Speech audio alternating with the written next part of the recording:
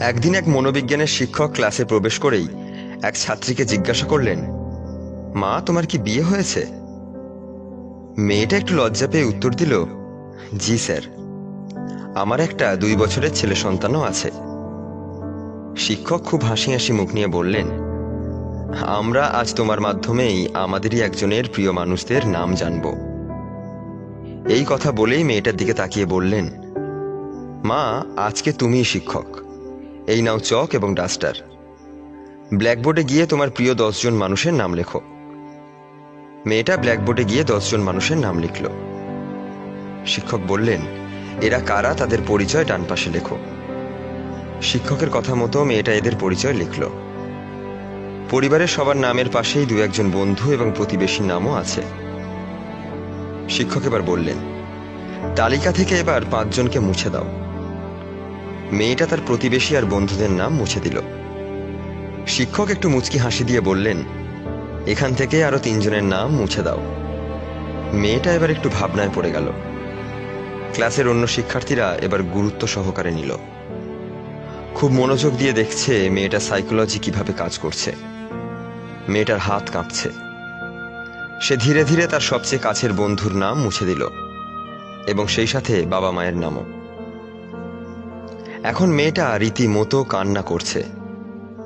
যে মজা দিয়ে ক্লাসটা শুরু হয়েছিল সেই মজা আর নেই। ক্লাসের অন্যদের মাঝেও টানটান উত্তেজনা। তালিকায় আর বাকি আছে মাত্র 2 জন, মেয়েটা স্বামী আর সন্তান।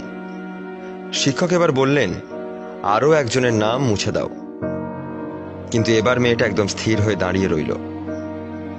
এই দুটো নামের মধ্যে সে আর কারোর নাম মুছতে পারছে না। শিক্ষক বললেন, মাগো, এইটা একটা খেলা, সাইকোলজিক্যাল খেলা। শুধুমাত্র প্রিয় মানুষদের নাম মুছে দিতে বলেছি, তাদের মেরে ফেলতে তো বলিনি। মেয়েটা কাঁপা কাঁপা হাতে ছেলের নামটা মুছে দিল। শিক্ষক এবার মেয়েটার কাছে গেলেন এবং পকেট থেকে একটা উপহার বের করে বললেন, তোমার মনের উপর দিয়ে যে ঝড়টা গেল তার জন্য আমি দুঃখিত। আর এই বক্সে 10টা গিফট আছে তোমার সব প্রিয়জনদের জন্য। এবার বলো, কেন তুমি অন্য নামগুলো মুছলে? মেয়েটা বলল, প্রথমে বন্ধু আর প্রতিবেশীদের নাম মুছে দিলাম, কারণ তখনও আমার কাছে সবচেয়ে কাছের বন্ধু আর পরিবারের সবাই রইল।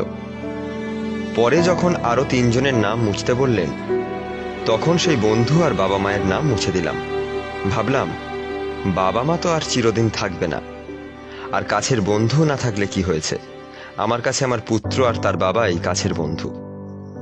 কিন্তু সবার শেষে যখন এই 2 জন থেকে 1 জনকে মুছতে বললেন, তখন আর সিদ্ধান্ত নিতে পারছিলাম না। পরে ভাবলাম, ছেলে তো বড় হয়ে একদিন আমাকে ছেড়ে চলে গেলেও যেতে পারে, কিন্তু আমার বিশ্বাস ছেলের বাবা তো আর কোনোদিনও আমাকে ছেড়ে যাবে না। শিক্ষা, আমরা অনেকেই মনে করি ভালোবাসার পরিবর্তন হয় না। এই ধারণা সম্পূর্ণ ভুল। জীবনের নানা বাঁকে বাঁকে ভালোবাসার মানুষ এবং তার ধরন বদলে যায়। আমাদের ভিডিওগুলো ভালো লাগলে আমাদের পেজ লাইক দিতে পারেন এবং আমাদের ইউটিউব চ্যানেল সাবস্ক্রাইব করতে পারেন।